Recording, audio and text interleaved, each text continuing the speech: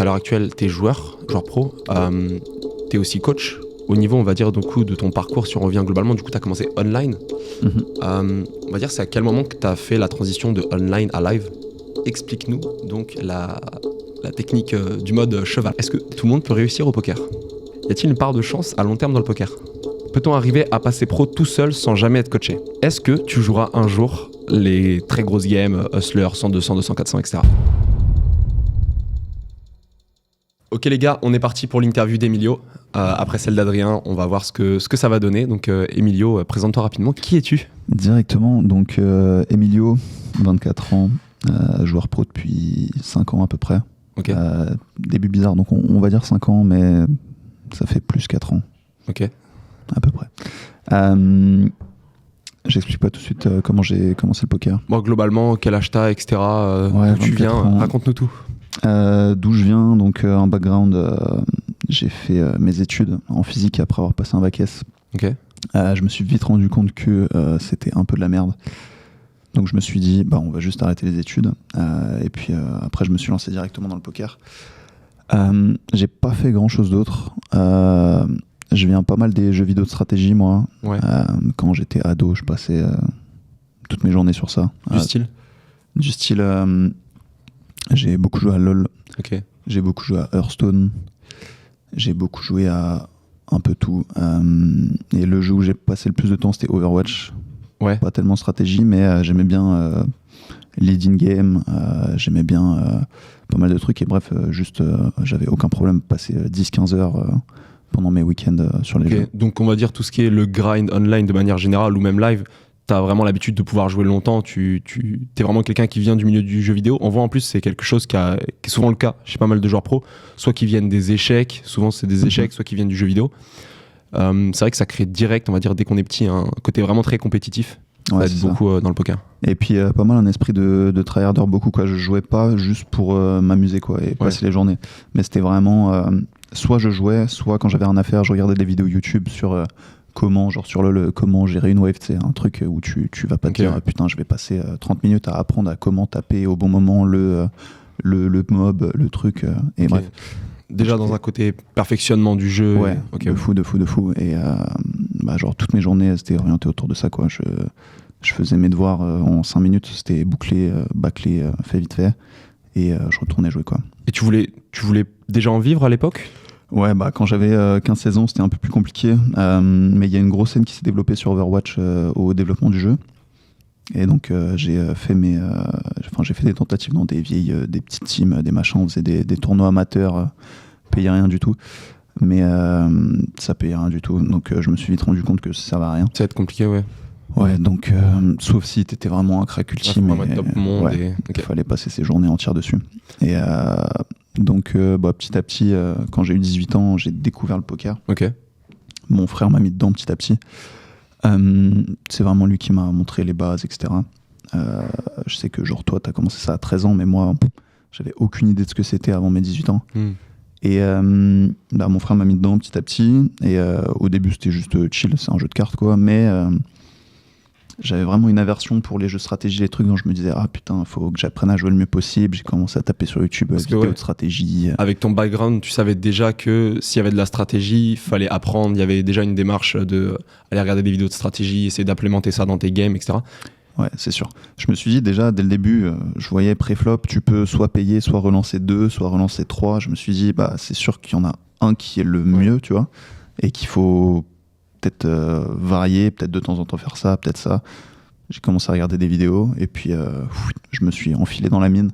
Okay. Et j'ai commencé à découvrir donc la stratégie, le machin. T'as vu toutes les vidéos, tout le contenu possible. Et... tout ce qui était possible de gratuit sur YouTube. Je passais ça pareil des heures et petit à petit je commençais à jouer de plus en plus. Donc moi j'avais pas de thunes, donc j'ai commencé en NL2, NL5, petit shot, machin, moins 2 buy-in, on pleurait. Le soir on dormait mal, mais petit à petit, plus en plus, ouais. Donc à l'heure actuelle, on va dire, on va revenir sur toute ton histoire, etc. Mais donc à l'heure actuelle, t'es joueur pro, t'es aussi coach. Ouais. C'est quoi un petit peu tes différentes activités à l'heure actuelle? Depuis 1 an à peu près, je coach. Je me suis mis à coacher en perso et pour des plateformes. Ok. Et pour Elite Poker depuis 3-4 mois. À côté de ça, je fais aussi un peu d'investissement, donc en crypto, un peu. Ok. Et ouais, mais c'est surtout ces joueurs qui me prend le plus de temps. Donc cette année, beaucoup de voyages. Enfin, cette année, l'année dernière, en 2023, je m'étais dit je veux passer max 1 mois à Paris. Ouais. Donc en début d'année, je suis allé au Canada pour jouer, donc à Montréal. Après, je suis revenu rapidement à Paris. Ensuite, on est parti à Sihanouk. Je suis retourné au Canada. Et c'était cool, quoi. C'est vraiment le lifestyle que j'ai envie d'avoir. C'est avoir mes investissements d'un côté, jouer, coacher un peu, avoir plusieurs sources de revenus, la majorité online pour pouvoir vraiment être partout dans le monde et pouvoir voyager, découvrir des trucs. Et c'est un peu comme ça que ça se passe en ce moment. On en parlait beaucoup avec Adrien. C'est vrai que la différence de lifestyle entre joueur online et joueur live, elle est assez flagrante. Mm-hmm. C'est vrai que toi comme moi, on en reviendra après sur toi, ton parcours, mais on a tous les deux joué online. Moi, j'ai joué online pendant vraiment une longue période. Et c'est vrai que quand j'ai commencé le live, ça a été une révélation. Et ce côté, comme tu dis, lifestyle, de pouvoir voyager, tu prends ton avion, tu vas jouer à tel endroit, tu vas grind là-bas pendant peut-être 3-4 mois, ensuite tu rebouges. Enfin, c'est vraiment un kiff, quoi. C'est ultra stimulant, ouais. Et c'est ça vraiment qui est bien. Depuis que je suis pro, j'ai eu l'occasion de faire Vegas, Montréal, l'Asie maintenant, un peu l'Europe. Et c'est vraiment ce qui me correspond à 100%, quoi. J'ai vraiment plus envie de rester en place, rester à Paris, m'enfermer, ou alors jouer online, être dans ma chambre, en caleçon, sur ma chaise, tu vois. Enfin, c'est vraiment plus du tout mon délire. Ouais. J'ai besoin plus de social maintenant. Avant, je pensais que pas du tout. J'étais un peu comme ça au début, en mode je m'en fous, je fais mon argent dans mon coin, blabla, mais en fait, j'ai vraiment besoin de bouger. Et je sens que Paris, c'est un peu trop restrictif. Peut-être pas assez de liberté, ou peut-être toujours voir les mêmes têtes, ça commençait à me gêner un peu. Et donc, c'est pour ça qu'en 2023, j'ai pris la décision de vraiment partir à 100% et m'échapper, entre guillemets. T'échapper, ouais. M'échapper loin. Et aussi, Paris, au niveau des limites, on va dire, c'est assez capé. On voit que globalement, ça tourne en 5-5, parfois 5-10, mais rarement plus haut. Mm-hmm. Et donc, c'est vrai qu'au bout d'un moment, quand on veut, on va dire, jouer mid-game, entre guillemets, tout ce qui va être 10, 20, 25, 50, 50, 100, on est un petit peu obligé de sortir de la France, tout simplement. Au niveau, on va dire, donc, de ton parcours, si on revient globalement, du coup, tu as commencé online. Mm-hmm. On va dire, c'est à quel moment que tu as fait la transition de online à live? Ouais. Donc, ça se fait quand même petit à petit. Quand le Covid a frappé, donc en mars 2020, je faisais encore mes études à côté, mais je grindais, j'allais en amphi, je jouais en fait. Okay. J'étais à la fac. Donc là, à ce moment-là, je me suis dit, les cours en ligne, impossible que je les suive. Si je suis sur mon ordi, je vais tout le temps faire autre chose. Soit jouer aux jeux vidéo, soit jouer au poker, soit machin. Donc je me suis dit, j'arrête. J'arrête les cours et je tente le poker à fond. Je vais vraiment me mettre sérieux dans le truc. Donc là, j'ai commencé à faire que jouer toute la journée. De toute façon, j'étais chez moi. Je suis pas sorti une seule fois pendant le confinement en 3 mois. J'avais rien d'autre à faire, donc je jouais. Ça m'a vraiment créé une grosse XP. Et j'ai entendu parler de partie privée pendant le confinement. J'espère que la police écoute pas. Et pas trop loin de chez moi, donc je me suis dit vas-y. J'avais déjà joué 2-3 fois à Clichy, tu sais, comme ça, avec mon frère ou quoi. Ça m'avait plu, mais sans plus. Et puis je me suis dit fin du confinement, donc été 2020, allez, je vais tester les parties privées. Ok. Et c'est incroyable. Les tables online où je commençais à jouer en L50 à ce moment-là, en gros, pendant le confinement. Je commençais à jouer en L50, je me battelais avec 4 règles pour avoir 2 fiches moyens sur la table. Dans le meilleur des cas. Dans le meilleur des cas. Avec, tu joues sur quoi? Surtout Wina et deuxième confinement PS. Pas mal PS. Un petit pseudo pour nos viewers sur Winamax? À l'époque, c'était Croc McDo, je pense, pendant le... Croc McDo, ok. Je pense que c'était pendant le confinement, ça devait être Croc McDo. Ouais. Là, tout le monde est en train de regarder sur son Poker Bankroll Tracker s'il a joué Croc McDo. Ouais, en 2020. Donc, petit à petit, je me pointe à cette partie privée. Ok. Donc, on était 9. 8 fiches. Ok, ça change. C'était de la 1-2. À la même. Genre tous 200 dips. Ça mettait 100 blindes avec Dame 10 sur Dame 8 4. Le rêve, quoi. Ouais. J'ai commencé à faire, je sais plus, 15-20 bébés de l'heure. Je pourrais retrouver le graphe à cette partie exactement. Mais c'était débile, quoi. Et je me suis dit, putain, mais qu'est-ce que je fais Deux mondes parallèles, quoi. Qu'est-ce que je fais parallèles. J'étais online, 6 bébés 100, 8 bébés 100 quand ça renégoute sur moi. Bien. Je sais même plus combien je faisais, mais Et bref, je me suis rendu compte que vraiment il y avait quelque chose à faire parce que les gens n'avaient rien à foutre, quoi. Tous les mecs que je rencontrais online ou quoi, on parlait un peu. Ou même les fiches qui jouaient online, tu sais, tous un peu smart, ils comprenaient à peu près, ils savaient ce que c'était une range, machin. Là, en live, il n'y en a pas un qui savait ce que c'était le bouton, tu vois. Ils étaient juste là pour limp, rien à faire.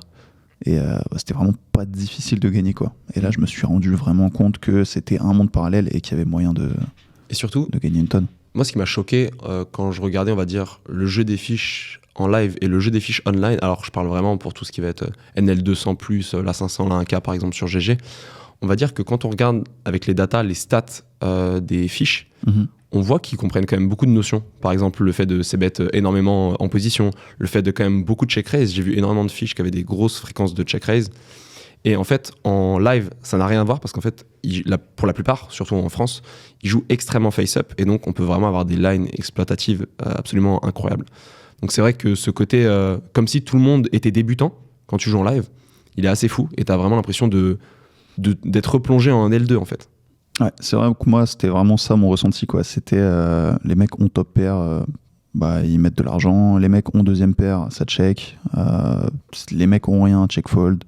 C'est jeu ABC de base, quoi. Et bon, là, c'était une partie privée, c'était spécial, tu vois, mais après, je me suis mis petit à petit, justement, avec le deuxième confinement, j'ai recommencé online. J'avais des bons résultats, quoi, j'en vivais bien. Et donc, fin du deuxième confinement, il y a eu la réouverture des cercles, enfin des clubs de jeu à Paris. Et donc là, je me suis mis à jouer pas mal à Barrière. Donc à l'époque, c'était du 5 max. Ok. Reiki 4%. Donc AP, ça faisait un peu mal. Mais les tables étaient belles, quoi. Donc ça compense, quoi. Ouais, c'est ça. C'était un petit peu le même style de table qu'online. Il y avait quelques règles avec la réouverture des cercles. Mais vraiment rien de violent, quoi. Ok. Et donc... pour terminer sur mon parcours, c'était un peu ça. Après, il y a eu la réouverture de tous les cercles. Je me suis mis à jouer à Charon en 2-4, à Barrière en 5-5. Quand Clichy a rouvert, j'ai joué beaucoup à Clichy, moi. Et c'était un petit peu ma deuxième maison. Et pourquoi tu rigoles? Non, ça m'a fait rire. Okay. Et petit à petit, on se retrouve à fin 2022. Donc en 2022, j'ai fait Vegas aussi. Okay. Et on se retrouve là, donc fin 2022, quand je me suis dit qu'il fallait que je voyage, quoi. Que je parte un peu partout. Donc j'avais prévu de faire le Mexique au début. Au final, je suis parti à Montréal, après l'Asie, et puis voilà, quoi. Et ça m'a permis aussi de voir un petit peu tous les profils. Et de voir que Montréal, ça ressemble quand même pas mal à Paris, mais ça n'a rien à voir avec l'Asie. Ouais. Du tout. C'est vrai que les profils asiatiques, c'est vraiment un autre game. Mm-hmm. On voit quand même que les profils asiatiques sont quand même beaucoup moins straightforward et ils mettent dans quand même pas mal de spots compliqués, assez agressifs, etc. Mais je pense quand même qu'avec les bonnes adaptations, le pool asiatique, malgré tout, une fois bien compris, peut être assez facile à jouer. Mm-hmm. Et on peut faire des win rates qui sont bien plus supérieurs, même s'il va y avoir plus de variance, parce que les joueurs sont plus agressifs. Et c'est vrai que, comme tu dis, on voit quand même qu'il y a certaines tendances un peu partout dans le monde. Le style de jeu en France, c'est pas du tout le même que le style de jeu en Asie, qui est pas du tout le même que le style de jeu au Canada. Et donc, c'est vraiment important de, entre guillemets, avoir cette période de reset où pendant les premières semaines, on peut justement avoir des résultats qui sont pas vraiment ouf, parce que le temps qu'on s'adapte, etc., ça prend une certaine durée, quoi. Mmh. Ouais, c'est sûr. Et juste pour parler justement du pool asiatique, j'ai l'impression qu'ils sont vachement smart, mais et que les games sont pas si faciles. Mais bien adaptés, effectivement, tu peux vraiment les défoncer. Mais c'est... j'ai l'impression qu'en fait, ils ont les bonnes adaptations, mais ils font toujours un peu la même chose. Donc en fait, tu peux, une fois que tu as la bonne adaptation, tu peux juste taper, et ça devient vite une mine d'or, en fait. Ouais, carrément. C'est justement des spots récurrents où tout le temps on prenait les mêmes lines et tout le temps ça marchait. Et là, tu peux vraiment sortir beaucoup d'argent, quoi. Yes, ouais. Donc là, en gros, tu jouais sur Paris, etc., cercle parisien, ensuite Canada. On va dire, c'est quoi le moment où tu as senti vraiment une explosion au niveau de tes résultats, où on va dire que tu es passé de joueurs de 5-5, 5-10, etc., à jouer à l'heure actuelle des 25-50, 50-100, etc. C'était évidemment la rencontre avec Elite Poker qui m'a permis de décoller mon niveau de jeu. En gros, j'ai commencé petit à petit à me former. Au début, c'était les masterclass, les trucs de base. Enfin, au début, c'était les formations, genre les vidéos YouTube normales, tout le contenu gratuit. Ensuite, petit à petit, des petites formations en ligne, des machins, des masterclass, des trucs. Et après, j'ai commencé à prendre du coaching. Et avec qui ? avec Simon, former grandmother. Quoi? Non. Je me suis fait. Donc j'étais dans un groupe de coaching avec Julien Martinier. Ok. Par exemple, et ça s'est bien passé. Donc là, vraiment, j'ai senti que mon niveau a pas mal décollé. Et à ce moment-là, je jouais 5-5-5-10, à peu près. Ouais, ça devait être ça. Et puis, donc, quand je suis arrivé au Canada, j'ai commencé à jouer la 10-20. Et les tables étaient quand même vachement belles. Donc là, je me suis dit, putain, 10-20, c'est facile. Qu'est-ce que c'est au-dessus? Qu'est-ce que c'est la 25-50? C'est vrai que c'est une crainte des joueurs de se dire, est-ce que en fait, ça, ouais. plus on monte, plus le niveau est élevé? En fait, très souvent, c'est le contraire. Plus on monte, Ouais. plus le niveau... On va pas forcément dire plus le niveau est faible, mais on va dire que le pool est encore plus polarisé entre encore moins de règles, qui, quand il y a des règles, ils peuvent être quand même malgré tout assez compétents, et des fiches qui sont plus complexes à jouer. Mais overall, on voit quand même que la population de fiches, en termes de pourcentage, elle est plus élevée sur les grosses parties. Ouais, Ouais, bien sûr. Et surtout que moi, ma référence, en fait, sur les 10-20, c'était genre Marbeuf. Ok. Où les 5-10, déjà, il y avait 7 règles, 8 règles qui se bataillaient pour une whale. Où je me disais, putain, si je monte en 10-20, ça va être encore pire. En 25-50, ça va être débile. Ça va être 9 règles qui se battle et un jour dans la semaine, il y a une whale qui arrive, tu vois. Comme c'est le cas parfois à Vegas sur certaines tables. Ou... Ouais, c'est ça. Et là, en fait, je me pointe en 10-20 à Montréal et on est 2 règles, quoi. Donc je me dis, putain, il y a moyen. Et après, j'arrive à me faire inviter sur des 25-50. Et là, ça part. Je suis le seul, règle, en 7 ou 8 max. Où sont-ils? Où sont-ils? Ils ont tous disparu. Et donc je me dis, putain, c'est possible. Et après, on arrive à Sihanouk. On joue des 25-50. Où sont-ils? Des 50-100. Où sont-ils? Il n'y a personne. Sihanouk, c'est vrai que c'est... Il n'y a personne. Ils se font tous aspirer ou je sais pas. Et vraiment... Ils sont dans le lac. Mais c'est ça. Et en fait, j'ai l'impression que c'est vraiment mon arrivée au Canada, commencer à jouer des 10-20, avoir des très bons résultats et me rendre compte qu'en fait, les high stakes, entre guillemets, middle stakes, ouais. c'est pas si compliqué. C'est ça. C'est vraiment atteignable. Et c'est vrai que quand je joue en 5-5, 5-10, j'avais un peu ce blocage mental. En fait, je joue 5-10, j'ai 3-4 devant moi. Ça commence à être pas mal, je fais des mois. On est là. Voilà. Et putain. Et du coup, 10-20, ouais, on se rend facile. compte qu'en fait, ça va être surtout avoir les fonds pour pouvoir jouer les games, pouvoir buy-in. Parce qu'en fait, malgré tout, le poker, c'est ça. Comme pour dans chaque jeu, ton classement, en fait, ton classement au poker, c'est ta bankroll au final. C'est un peu ça, ouais. C'est tes points de vie. C'est ça, c'est-à-dire qu'en fait, les joueurs là, qui, à l'heure actuelle, peuvent placer des 200K, 500K sur la table, hormis, on va dire, les joueurs créatifs, les joueurs réguliers comme les Mikita, etc., qui posent des 500K, des 1M ou quoi. En fait, c'est leur nombre de points au poker, mais en fait, il s'avère que c'est du cash, en fait. Il s'avère que c'est des dollars. Et on va dire que ouais, ça, c'est le premier facteur, donc avoir assez pour pouvoir buy-in. Et le deuxième facteur, avoir accès au game. Donc, il y a une vraie partie sociabilité pour trouver les games, les contacts, etc., quoi. Ouais, c'est sûr.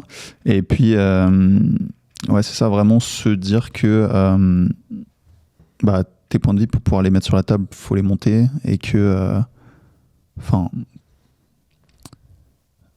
ok. Je sais plus ce que je voulais dire. Calme, pas grave. Qu'est-ce que je voulais dire? Je voulais parler de bankroll management. Ouais, faut monter la bankroll au fur et à mesure, quoi. Ouais, c'est ça. Faut accepter de prendre du temps, quoi. Faut accepter de prendre du temps, accepter de jouer des petites games au début parce que justement, si c'est ton nombre de points de vie et que, en fait, si t'as 100 points de vie, tu vas pas te pointer contre un boss qui peut t'enlever 100 points de vie d'un coup. Exactement. Et parce que sinon, si tu rates ton esquive, t'es juste mort.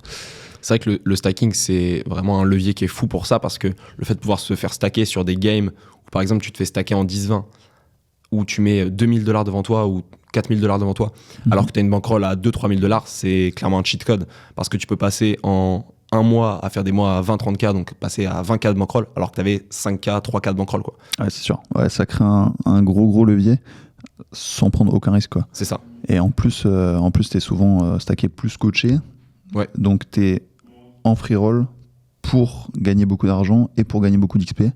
Et ça te crée un levier si même après tu veux retourner tout seul arrêter pour crush tout seul dans ton coin, quoi. Clairement, ouais. Moi, c'est vrai que c'est les deux notions que je préconise, c'est vraiment de se faire coacher. Ça, je pense que c'est vraiment indispensable de, entre guillemets, toujours avoir un coach ou un mentor, ou alors vraiment un partenaire vraiment avec qui échanger, etc., du même niveau et vous accompagner, etc., vous échangez sur des spots.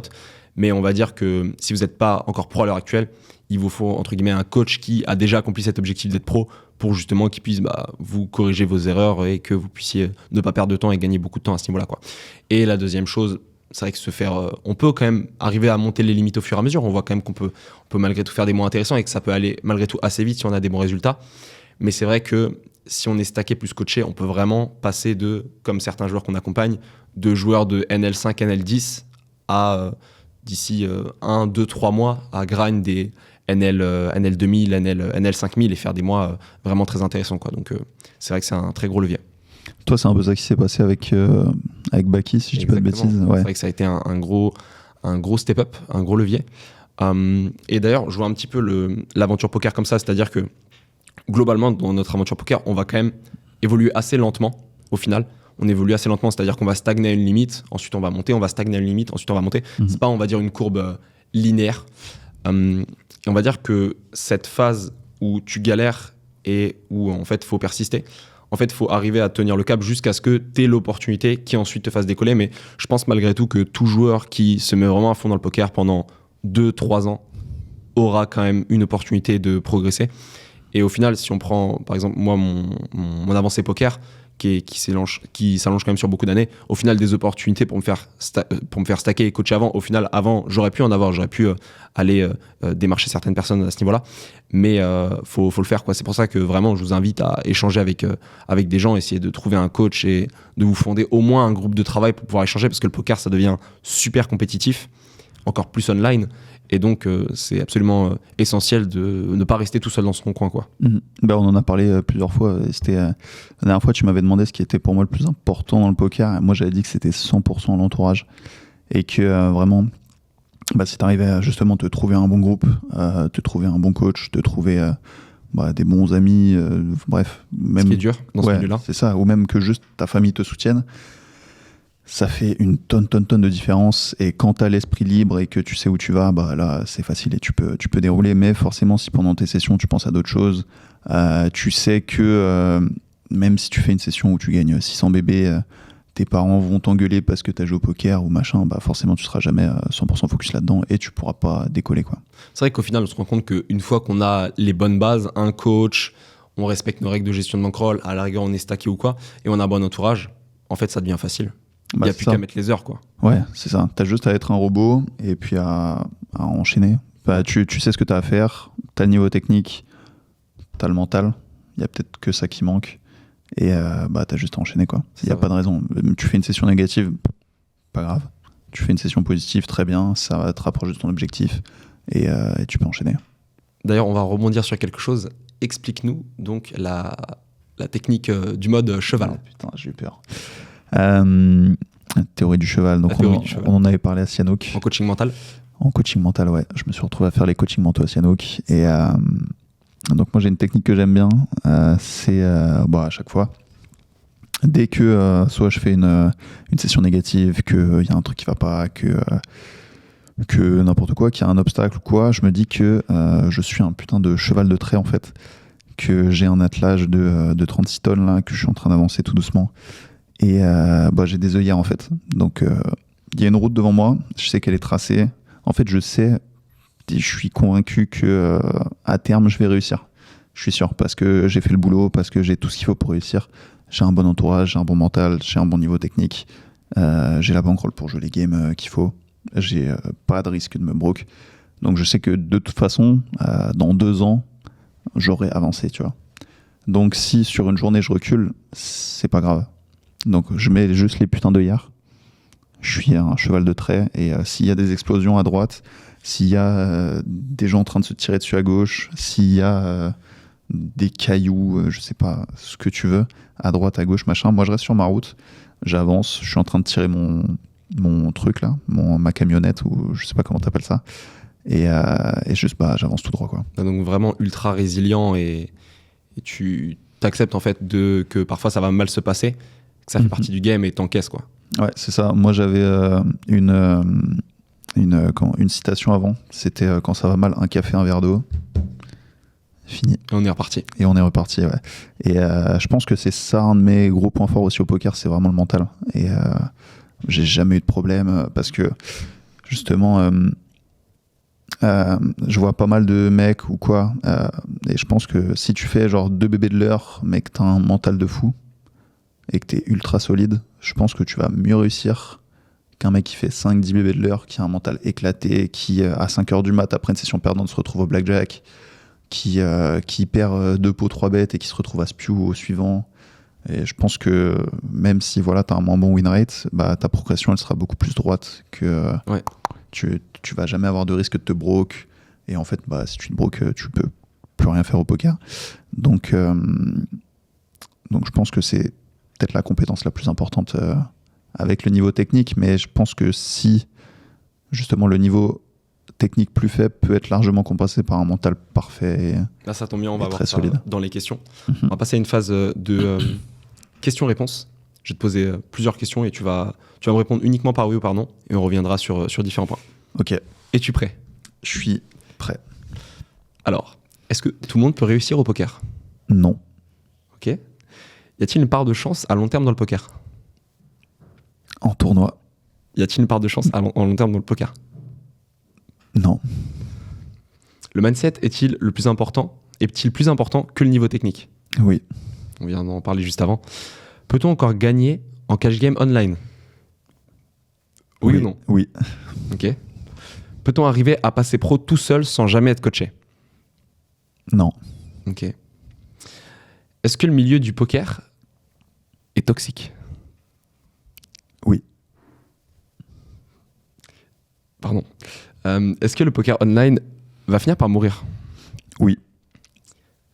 C'est triste. Est-ce que le poker live va finir par mourir ? Non. Question numéro 9. Faut-il être nécessairement commit, donc à fond uniquement dans le poker pour réussir, c'est-à-dire pas de taf, pas d'études, etc. Oui. Ah, ça dépend de ta définition de réussir. Attends, on va développer après, calme-toi. Question numéro 10.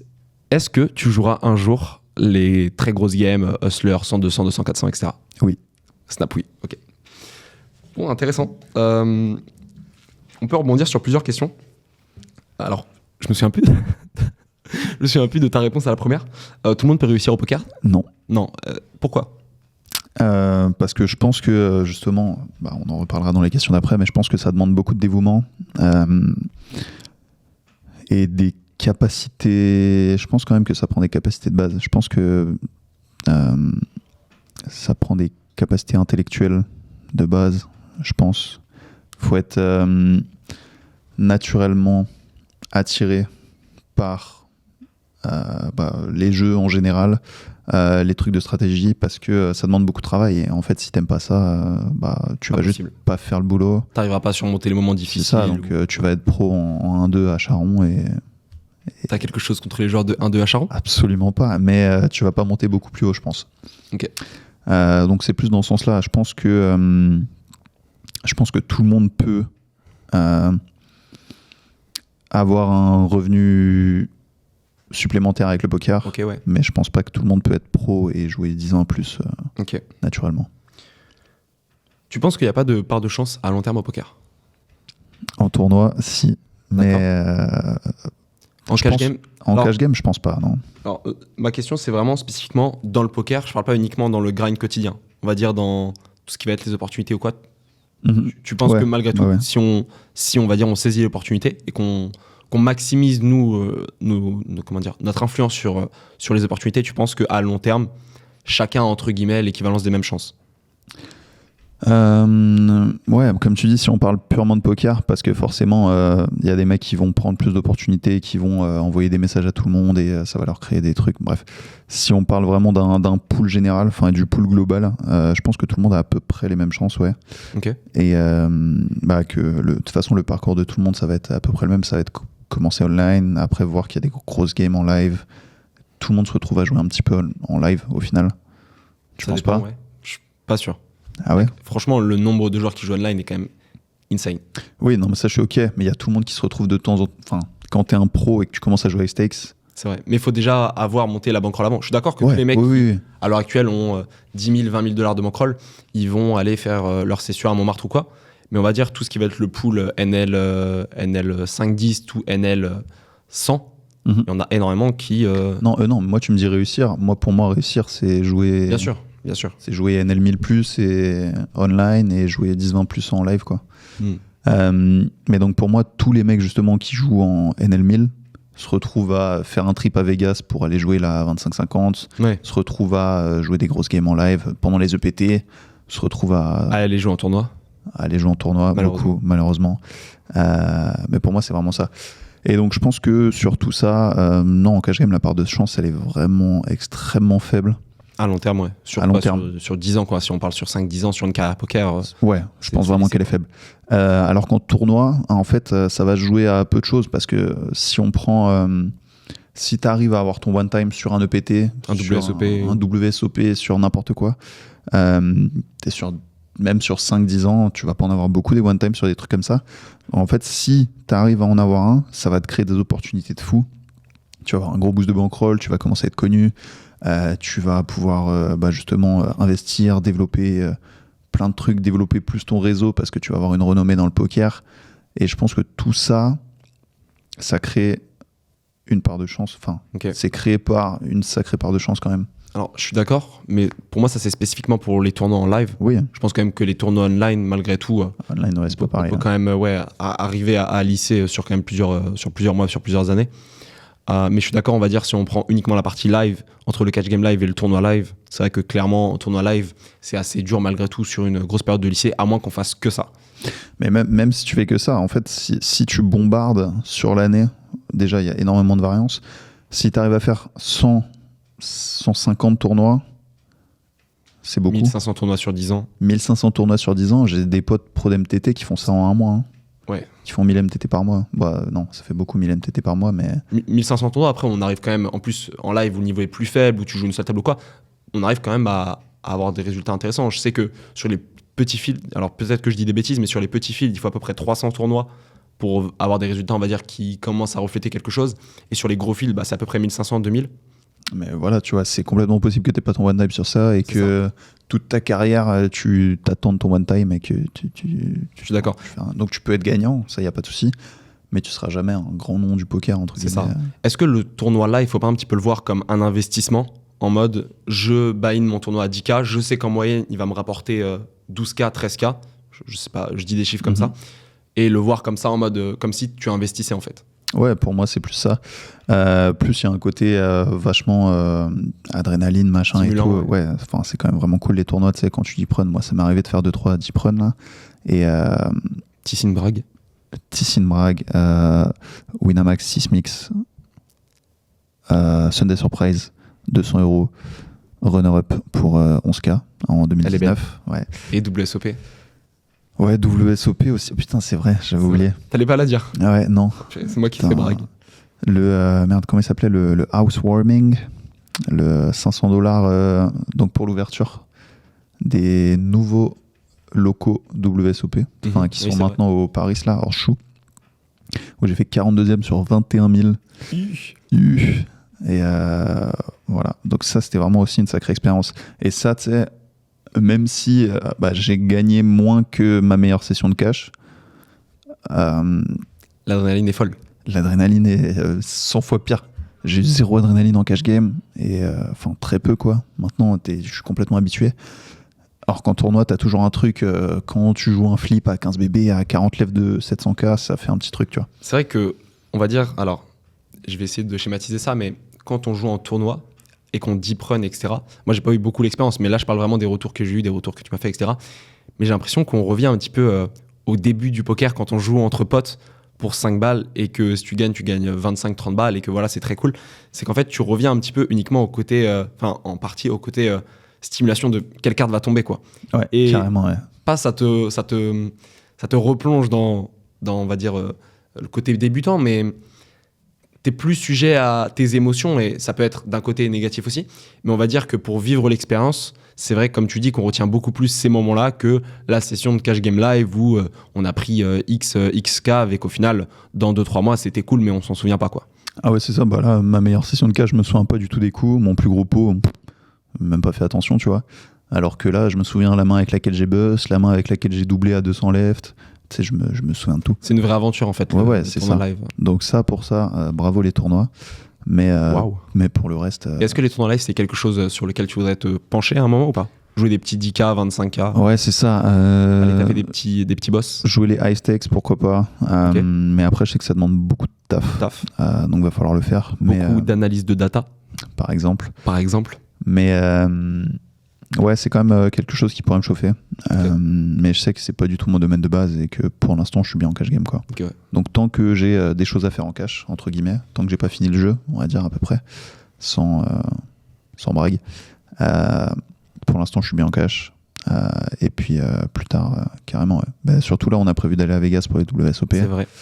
Où là, le main, a priori. Le main au moins, et puis 5K 6 max. Le big one for one drop, peut-être à 1M. Peut-être que si j'arrive à. Il me manque 10%.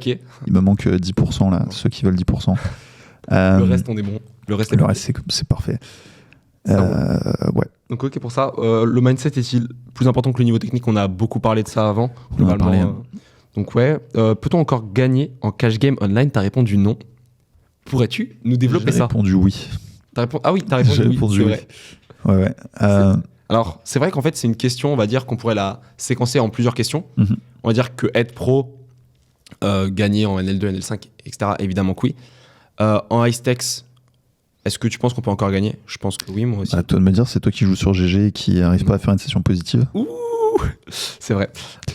Mais on va dire tout ce qui va être NL5K, NL10K, NL20K. Est-ce que tu penses que c'est encore possible de gagner? Quand je dis encore possible, évidemment qu'il y a des joueurs qui gagnent dessus. Mais on va dire, est-ce que c'est accessible, entre guillemets, à tous les pros de pouvoir gagner sur ces limites-là, quoi?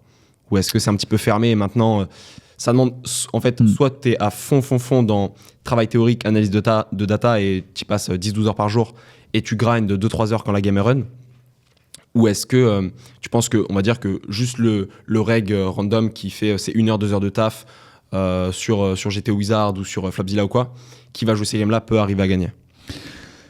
Ouais, non, je pense quand même pas. Je pense que la NL5K+, ça tourne surtout sur GG. Avant, ça tournait sur PS. En ce moment, ça tourne beaucoup 3-4 tables par moment. Ouais, quand même. Ils sont passés en 9 max. J'ai l'impression que c'est quand même très difficile de gagner sur ces tables-là, d'aller déloger les Limitless, les Linus, les Berry Sweet, les... Maintenant, ces gars-là sont plus trop sur la 5K, mais c'est pour ça que je dis plutôt, on va dire, 10-20K. La 5K commence à, on va dire, devenir à nouveau accessible, entre guillemets. Mm-hmm. C'est quand même possible parce qu'on voit quand même que en ce moment, ça tourne quasi 24-24. Il y a quand même 2-3 5K qui tournent. Mais on va dire tout ce qui va être les 10, 20, 40K. Là, en fait, c'est soit un fiche, et après, c'est que les top mondes. C'est ça, en fait. Faut vraiment table select à fond. Et en fait, quand je vois la qualité des tables en live, j'ai vraiment pas envie de faire ça, quoi. C'est qu'au final, on se rend compte que même si, est-ce qu'on peut gagner en cash game online ou en stakes, la réponse est oui. Ouais. Au final, vaut mieux, en tout cas quand on a du trafic, jouer en cash game live, quoi. Ah, c'est ça. Est-ce qu'on peut gagner en cash game online? Oui. Est-ce qu'on peut plus gagner en cash game live? 10 fois. On va dire que c'est un petit peu ça l'ouverture pour cette question-là, quoi. Parce que je vous mens pas, le millionnaire asiatique qui veut se faire un kiff et jouer un truc, il veut aller chercher une expérience. À Macao ou quoi, il va pas aller jouer... Il veut aller chercher du social, il veut pas être derrière son ordi à cliquer sur des boutons, il fait ça toute la journée. Ça, j'ai l'impression qu'en fait, les gens ne se rendent pas compte de ça. Les joueurs qui sont online, on va dire un petit peu style geek ou quoi, se rendent pas forcément compte de à quel point la plupart des récréatifs vont pas jouer online, en fait. C'est vraiment pas naturel. En fait, tu veux vraiment... Enfin, pour eux, c'est comme un investissement pour avoir du plaisir, kiffer leur moment, etc. Comme ils iraient voir un spectacle de, je sais pas quoi, le Roi Lion, tu vois. Comme ils iraient se faire un tour en golf, tu vois, faire un 18 trous en golf, où ça leur coûterait 2K sur un super terrain. Ils veulent faire des choses dans le monde réel. C'est ça, là ils font leur soirée, ils savent qu'ils peuvent perdre jusqu'à 5000.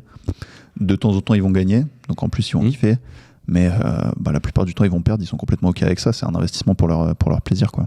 Ok, ouais. Peut-on arriver à passer pro tout seul sans être jamais coaché? Non.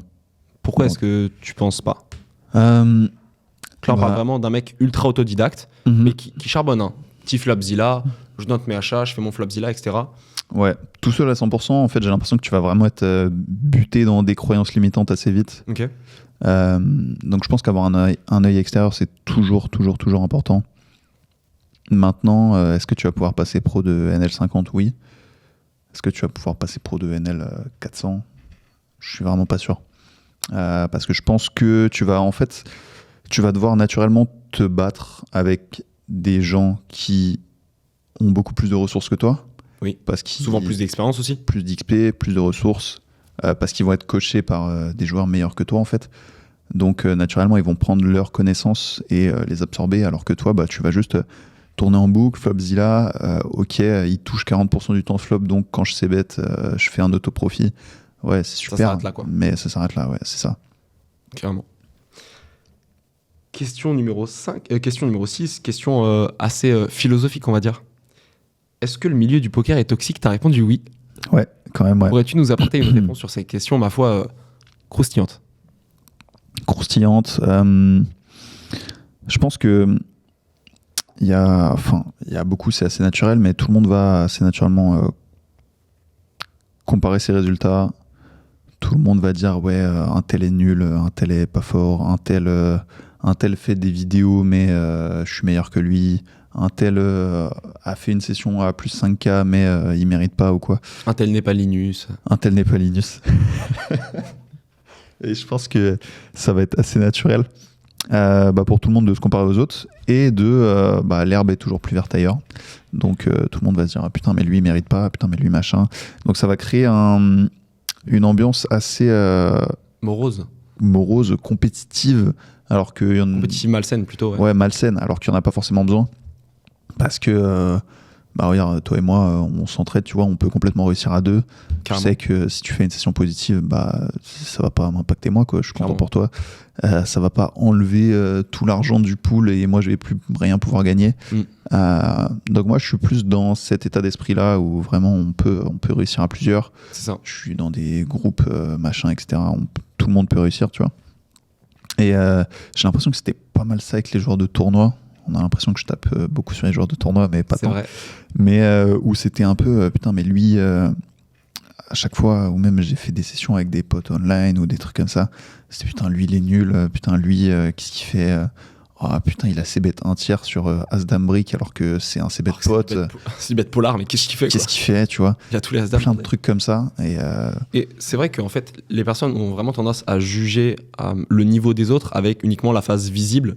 C'est donc, ça. Entre guillemets, ce qu'ils voient, mais ils se rendent pas forcément compte que un joueur qui fait un play complètement what the fuck, il peut justement avoir déduit ça d'une étude de data, il peut justement exploiter quelque chose. Moi, je sais qu'il y a beaucoup de joueurs qui, on va dire, critiquent certains styles de jeu, certains joueurs online, en l'occurrence, et qui, au final, tu regardes ces mêmes joueurs-là, ils font les meilleurs win rates, en fait. Ouais. Genre Stéphane. Ouais, complètement. Tonnes de plays bizarres, tout le monde dit qu'est-ce qu'il fait et tout. 5 BB100 en NL, ouais, c'est ça, un truc comme ça. Énorme. En NL, combien ? NL10K, 20K, 40K. NL10K plus, genre, énorme. C'est solide. Ouais. Donc, non, c'est sûr. Donc, on va dire un petit peu toxique dans tout ce qui va être comparaison, etc. quoi. Ouais, et puis, pareil, le milieu du poker live. Ok.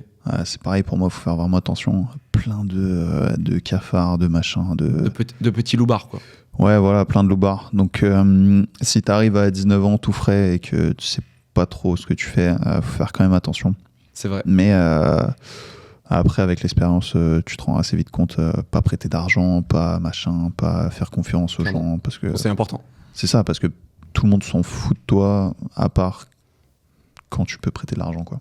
C'est ça. C'est un petit peu ça. Et quelque chose aussi qui, je trouve, peut en découler de ça, de se rendre compte qu'au final, il y a quand même pas mal de personnes toxiques malgré tout, c'est de vraiment s'entourer de 2, 3, 5 personnes vraiment ultra solides et avoir son groupe soudé et de se dire justement, vu que c'est rare les personnes, on va dire, solides mentalement et sur qui on peut compter dans ce milieu, une fois qu'on est avec ces personnes-là, en fait, faut pas se lâcher, quoi. Faut vraiment s'entraider, etc. quoi. Ouais, c'est ça, on en revient à parler de l'entourage. Et c'est vrai. C'est toujours vraiment ça, quoi. Justement, si à force d'être dans des clubs de jeu, dans des environnements toxiques, etc., tu te retrouves à te créer un cercle proche, toxique, justement, où tu n'arrives pas justement à avoir des personnes de confiance, comme tu as dit, tu te retrouves tu vas juste couler. C'est ça. Ou alors stagner toute ta vie, quoi. Ou stagner toute ta vie. Ouais. C'est ça. Ok pour ça. Est-ce que, question encore une fois très intéressante, est-ce que le poker online va finir par mourir ? T'as répondu oui. Ouais. Je pense que... Alors que pour autant, t'as dit qu'on pouvait quand même encore gagner online. Ouais, aujourd'hui, ouais. Mais je pense qu'à terme, j'ai pas envie de donner de date, mais dans une dizaine d'années, genre, okay. Je pense que ça va commencer à être vraiment compliqué. J'aurais dit moins perso, mais... Ouais, 5-10 ans. Ouais. Je pense qu'il y a encore eu comment ça s'appelle, un scandale de triche là, online, en décembre. On en parlera dans une autre vidéo. Ouais. Et tu vois, de plus en plus, j'ai l'impression que c'est ça tout le temps, quoi. T'as des bots sur les spin and go les plus chers du .fr, même sur le .com. T'as des solvers en temps réel. C'est RTA, du RTA, et non-stop, j'ai l'impression que c'est de plus en plus ça, et qu'on tend de plus en plus à la botification du online. C'est ça. Et donc à terme, j'ai l'impression que si les fiches commencent à comprendre tout ça, moi si j'étais un businessman ou quoi, ça me donne vraiment pas envie d'aller jouer en NL1000, tu vois. Et puis même en fait le level va devenir tellement imbattable entre guillemets. On voit quand même que quand on regarde un petit peu le rec sur les grosses limites, surtout sur GG, en NL5K, en L5K, en L10K, en L20K, 40K, etc., on est sur du 3.3 ou 3.6 BB100 de rec. Donc ça veut dire que déjà, il faut bien print contre le fiche, mais il faut aussi un minimum gagner contre la plupart des règles. Et en fait, on se retrouve face à des populations qui, au final, s'ils utilisent uniquement des bots, RTA, etc., en fait, le jeu va devenir quasi injouable au final. Et au bout d'un moment, en plus de ça, comme tu dis, les fiches vont plus avoir envie de jouer. Je pense que la scène live va encore plus se développer qu'à l'heure actuelle. Et donc, au final, l'écosystème va finir, entre guillemets, par mourir, quoi. Ouais, c'est ça va être une espèce de guerre à l'armement, comme pendant la guerre froide, tu sais. Moi j'ai la bombe atomique, lui aussi il a la bombe atomique, on peut pas se taper. Moi j'ai un RTA de fou, lui il a un solver, machin, lui tac tac tac. Au final tout le monde va botifier son jeu, etc. Et puis on va se retrouver à jouer bot contre bot et personne va gagner d'argent. Ce qui, à l'heure actuelle, je pense pas qu'on en est encore là, à un stade vraiment de tout le monde utilise des bots ou quoi. Mais on va dire que avant, la porte, entre guillemets, de sortie pour Crush, c'était quand même pas mal analyse GTO, etc., prise de notes quand même online ou quoi. Là, on est surtout maintenant sur analyse de data malgré tout, parce que forcément, pour Crush contre les règles, il faut quand même commencer à connaître leur stratégie. Quelle est sa stratégie, small blind, SRP, etc., toutes ces choses-là. Mais ensuite, si tout le monde commence à utiliser, comme tu dis, bot, RTA, en fait, on va vraiment tomber dans quelque chose où ça va être à qui a le meilleur logiciel. Et on n'est plus dans le cadre du poker, en fait, on est uniquement dans le cadre de l'informatique. Ouais, c'est vraiment ça. Et en fait, j'ai pas envie que le poker devienne comme les échecs ou quoi, tu vois. Ouais. Où vraiment tout est résolu, tout est faut jouer comme ça, faut avoir tel bot pour analyser ces trucs, faut avoir tel bot pour jouer en direct, comme il y a eu un scandale il y a pas si longtemps avec Hans Niemann. Dans le monde des échecs, tu vois. Et si tout le monde se retrouve à avoir un bot ou un truc qui lui dit quel move faire, etc., en fait, on va juste regarder des parties de bot contre bot et c'est ça. Moi, ça m'intéresse pas. Ouais, voilà. C'est ça. C'est pour ça qu'on voit que, à l'heure actuelle, c'est quand même souvent, on va dire, des stables qui arrivent à tirer leur épingle du jeu en high stakes, que ce soit Cash Game Online, Sit and Go, etc., mais qu'en fait, soit c'est des personnes qui utilisent des bots, soit c'est des personnes qui font de l'analyse de data, mais à l'heure actuelle, et c'est pour ça que la question sur réussir online, je la posais, c'est que à l'heure actuelle, même en étant coaché, mais on va dire que uniquement jouer online au bonheur, la chance, on ouvre son PC, on fait son Flopzilla tous les matins, c'est plus possible d'être gagnant sur ces limites-là. Ça fonctionne pas. Donc, ok pour ça. Est-ce que le poker live va mourir? T'as dit non, on en a déjà parlé. Mais je pense justement que le poker live va profiter de la mort du poker online. Ouais, parce que ça va récupérer tout le pool de joueurs qui jouent là-bas. Malgré tout, ça va se régifier quand même. Donc voilà, mais je pense que ça va être malgré tout encore à qui est le plus social, qui se déplace pour jouer les games. Comme c'est le cas, si on prend juste à échelle parisienne, on voit quand même que ceux qui ont les meilleurs win rates à Paris et qui, à l'heure actuelle, jouent des plus grosses games, c'est très souvent les mecs qui étaient à Circus. Ah, Circus, c'est pas bon, je vais aller voir Barrière. Barrière, ouais, c'est pas ouf, attends, je vais checker Montmartre. Et qui peuvent parfois, dans une soirée, faire 4-5 clubs et qui cherchent les meilleures tables, quoi. Ouais, c'est sûr. Je pense que le table select, si on parle de Paris, c'est vraiment un des trucs les plus importants. Et le social arrive à se faire inviter dans des privés incroyables. Comme je disais, moi, au début, à la fin du premier confinement, tu sais, ce genre de table, tu vas faire plus d'argent sur ça que sur une 5-5 moyenne du mercredi soir, tu vois. Donc, le social, vachement important. Pas être un autiste dans son coin. Ouais, je vise pas. Hein. Ça roule. Mais, plus maintenant. Non, plus maintenant. Heureusement. Mais faire des contacts, faire du réseau, bref, il y a plein de trucs parce qu'il y a aussi pas que le poker dans la vie. C'est ça. Et, on l'oublie parfois, quand on a vraiment tout le temps la tête dans le guidon. Ouais, c'est ça. Mais tu peux faire des rencontres de fou à une table de poker, réseauter de fou, te retrouver à avoir des opportunités d'investissement parce que tu parles à un tel ou un tel qui est dans telle entreprise, machin, qui a un fonds d'investissement, qui fait du business en immobilier, qui fait du business en truc. Même les fiches ont des choses à apprendre en fait. Bah, bien sûr. Ça. Et on voit qu'au final, et c'était un petit peu, on en parlait au début quand tu disais, voilà, moi je me suis rendu compte quand j'ai découvert le live que c'était ça que je voulais et pas rester en caleçon dans ma chambre, etc. Quand tu joues online, quelle est la suite à ça en fait? On se rend vite compte qu'en fait la transition c'est très souvent live parce qu'au final, online, tu développes pas tes capacités sociales, tu fais pas de rencontres en fait. Peut-être que tu connais des personnes sur Discord ou quoi, mais tu fais pas de rencontres IRL. Alors que en live, et ça c'était un autre point que je voulais aborder, c'est que vu que tu es en présentiel entre guillemets avec des personnes, bah tu fais un peu plus attention à ton image. Ça peut te forcer aussi à faire du sport parce qu'en fait tu es derrière ton PC. Qu'est-ce qui t'oblige à, hormis le fait pour la santé, qu'est-ce qui t'oblige à aller faire du sport, à aller prendre ta douche, à machin. En fait, tu vois, t'en arrives à un stade où en fait tu peux vite en avoir rien à foutre de tout, alors qu'en live on va dire ça te met un certain standard à respecter et ça t'oblige à, on va dire, devenir la meilleure version de toi-même. Ouais, bah c'est ça, même niveau alimentation et tout. Et puis en fait ça, tu te rends vite compte qu'en jouant 10-20 plus en live, tu vas rencontrer que des gens qui sont des tops dans leur domaine. En fait, c'est ça. Et même si les mecs sont nuls au poker, qui sont complètement fous, qui sont tous bourrés le samedi soir, bah en fait les mecs la semaine c'est des génies dans leur métier, tu vois. Ouais. Et donc bah, tout ça va t'offrir des opportunités, etc., que t'aurais pas eu si t'étais dans ta chambre à manger des chips. Des chips. Des chips au ketchup. Au ketchup, intéressant. Ouais. Question numéro 9. Alors, est-ce qu'il faut nécessairement être commit dans le poker? T'as répondu oui, donc pas d'études, pas de taf, etc. Dis-nous tout. Ouais, c'est pareil, je voulais nuancer. Je pense que jouer la 5-5 à Paris, le week-end, avoir un side revenu ou quoi, si t'as un job à côté, ça peut se faire. Mais c'est toujours pareil, si on parle de high stakes, si on parle de vraiment réussir dans le poker, si on parle de jouer 10-20+, de jouer aux États-Unis, machin, en fait, tu vas être obligé de t'investir à fond parce qu'il va falloir voyager, parce que t'es vite capé à Paris ou en France.